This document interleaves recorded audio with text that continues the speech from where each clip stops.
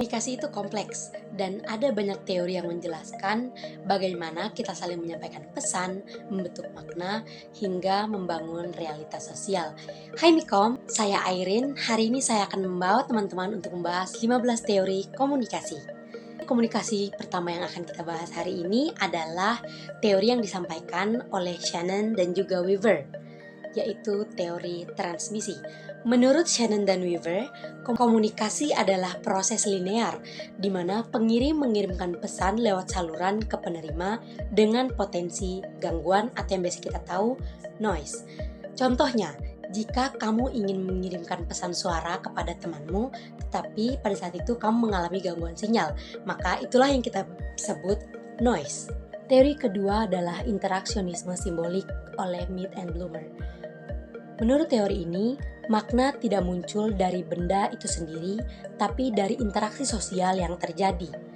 Teori ini menekankan pentingnya simbol dalam membentuk identitas dan juga sebuah makna. Lalu selanjutnya ada agenda setting oleh Maxwell dan juga Donald Schwann. Media tidak memberitahu apa yang harus kita pikirkan sebagai audiensnya, tapi menentukan apa yang penting untuk dipikirkan. Teori ini menunjukkan kekuatan media dalam membentuk agenda publik. Teori selanjutnya adalah konstruksi sosial atas realitas oleh Berger dan juga Lachman. Menurut teori ini, realitas dibentuk melalui interaksi dan juga komunikasi yang terus-menerus berlangsung. Teori ini menjadikan komunikasi sebagai alat utama dalam bentuk dunia sosial. Teori spiral keheningan oleh Noel Neiman. Orang cenderung diam jika opini yang mereka sampaikan tidak populer untuk menghindari isolasi sosial. Hal ini relevan dalam diskusi sosial media dan juga dinamika kelompok. Sebagai contoh, mahasiswa tidak berbicara tentang pandangan titik yang berbeda di dalam kelasnya karena takut disalahpahami. Teori selanjutnya adalah use and gratification oleh Katz, Bloomer, dan juga Grovich. Mengatakan bahwa audiens aktif memilih media sesuai kebutuhannya, media hiburan, informasi, pelarian, identitas, atau interaksi sosial. Teori ini menempatkan audiens sebagai agen aktif, bukan pasif. Sebagai contoh, kamu menonton podcast untuk belajar dan juga menonton drama untuk hiburan. Teori yang ketujuh adalah ketergantungan media oleh Balrokich dan Defler. Ketika individu atau kelompok tergantung pada media untuk kebutuhan informasi, media lebih berpengaruh pada sikap dan juga perilaku mereka. Teori ini relevan dengan era digital dan juga krisis informasi. Sebagai contoh, saat terjadi bencana, kita bergantung pada berita di televisi maupun di smartphone kita untuk mengambil keputusan selanjutnya. Teori yang selanjutnya adalah dramaturgi oleh Goffman, yang mengatakan bahwa kehidupan sosial seperti drama di atas panggung. Orang memainkan peran berbeda tergantung konteks. Teori ini menekankan peran komunikasi dalam mengelola citra diri. Sebagai contoh, kamu bisa saja jadi orang yang sangat profesional saat berada di kantor, namun jadi orang yang santai saat berada di rumah. Teori selanjutnya adalah kultivasi oleh Gertner. Teori ini mengatakan paparan jangka panjang terhadap media, khususnya televisi, bisa membentuk persepsi realitas seseorang. Teori ini berfokus pada efek jangka panjang dalam mengonsumsi media.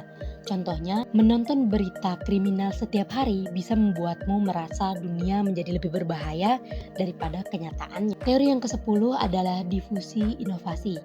Everett Rogers mengatakan inovasi menyebar melalui 5 kelompok, yaitu inovator, early adopter, mayoritas awal, mayoritas akhir, dan juga laggard. Teori ini berguna untuk memahami adopsi teknologi dan juga ide-ide baru.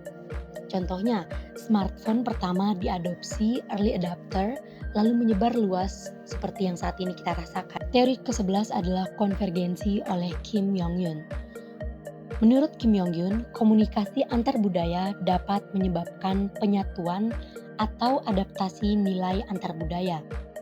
Hal ini penting dalam komunikasi global dan juga migrasi. Yang selanjutnya, komunikasi organisasi oleh Carl Wick.